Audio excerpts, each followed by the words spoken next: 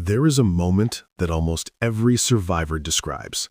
Not the loud moments, not the screaming, not the accusations, not the days when everything felt like it was on fire. A quieter moment. A moment where you were sitting across from them, maybe at dinner, maybe in the car, maybe in bed at 2 in the morning, and you noticed something small, something that didn't fit. A flicker behind their eyes that looked almost like panic. A pause before they spoke that lasted just a half second too long. A grip on their phone that was tighter than it needed to be, and you noticed it. And then you did what you had been trained to do. You explained it away. You told yourself you were imagining things. You told yourself they were just tired, just having a bad day, because the alternative, the idea that what you were seeing was real, that what you were sensing was true, felt too large to hold. But here is what nobody told you. What you saw in that moment was not your imagination. It was not anxiety. It was not projection. What you saw was the beginning of a collapse that narcissists spend their entire lives trying to make sure you never witness. And today, that is exactly what we are going to talk about. Not the version of the narcissist they perform for the world, not the confident, controlled, untouchable mask they wear in public. We're going to talk about what is happening underneath, what is always happening underneath, and why understanding it, truly understanding it, not just intellectually, but in your body, in your nervous system, changes everything about the way you see what was done to you. Because here's the first thing you need to understand. A narcissist does not abuse you because they are powerful. They abuse you because they are terrified.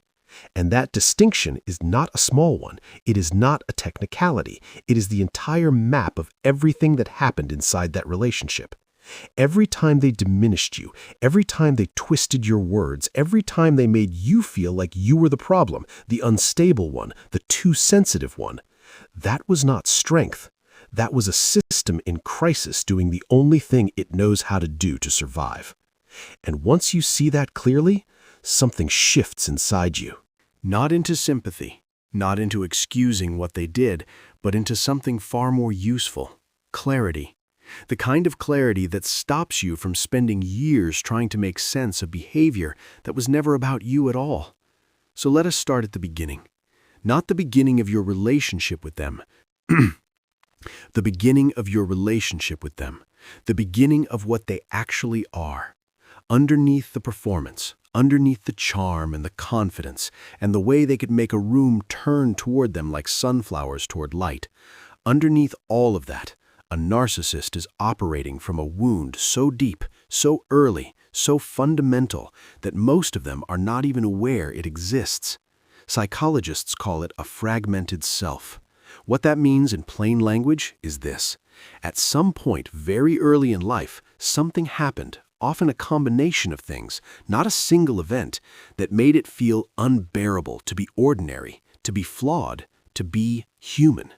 And so a decision was made. Not a conscious decision, not a choice they sat down and made with full awareness, but a deep structural decision that the psyche makes when it cannot tolerate its own vulnerability. The decision was, I will build something else, something that cannot be hurt, something that cannot be questioned, something that cannot fail.